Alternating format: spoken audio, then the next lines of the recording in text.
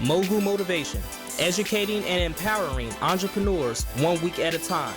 Presented by True Stories Media.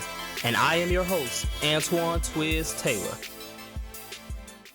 Good morning, everyone. Great morning. Thank you for tuning in to another episode of Mogul Motivation. Welcome back. I'm happy that you are here. If this is your first time listening, this podcast is for the aspiring entrepreneur who is trying to get over that hump and make things happen. This podcast is for anybody with a dream that wants to aspire higher and accomplish that dream. I don't ask for any money. All I ask for is two things. Number one, if you find anything beneficial in this podcast, please pass it on to somebody else who may benefit from it as well. Bring me a friend. And number two, leave a review. Let me know what you love about the content. Let me know what you would like to hear in the content. I don't charge for this podcast. I do it out of pure passion. I just want everybody out there to win. At the end of the day, we will win.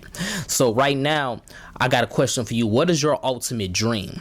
The dream that you have in your head, the very last stop on this journey of entrepreneurship. What is that? And if you never thought about it, think about it right now. What is your end game as an entrepreneur? As a dream chaser, as an entrepreneur, that means that you believe you have the power to create your own future, which is true. You believe you can do anything on God's green earth. But even with that belief, a lot of us, we still put ceilings on our dreams, don't we? We still say stuff like, oh, I'll be happy with $1 million, or I'll just be happy if I can make 6 figures. Why? You know, I don't understand that. Of course, you should be grateful for anything that you achieve and anything that you got, no matter how small it is. If you got $1 in your bank account right now, that's a blessing alone in this fucked up world, straight up. But if you truly believe you can achieve anything in this world, then stop putting ceilings on your dreams. You became an entrepreneur because you don't want a ceiling. You have ceilings at your job. I mean, you're going to have a starting pay rate, and yet you can get raises, no doubt. But nevertheless, it's going to be a ceiling on your paycheck every week or every 2 weeks. And if you're getting paid salary, it's the same thing. There's a ceiling on what you're going to bring home every pay cycle.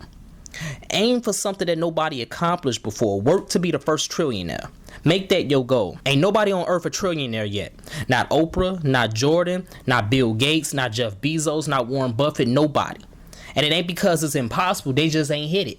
So that's why you need to make that your goal. Make your goal to be the first trillionaire. Work to make history as an entrepreneur. Everybody starts at the bottom, but how bad do you really want to be at the top? How bad do you want to go from grassroots to marble floors? Your work ethic is going to answer that question for you, regardless of what you say. And regardless of what your business is, keep your aspirations high, because you're always going to have something to chase. I don't care if you cut hair.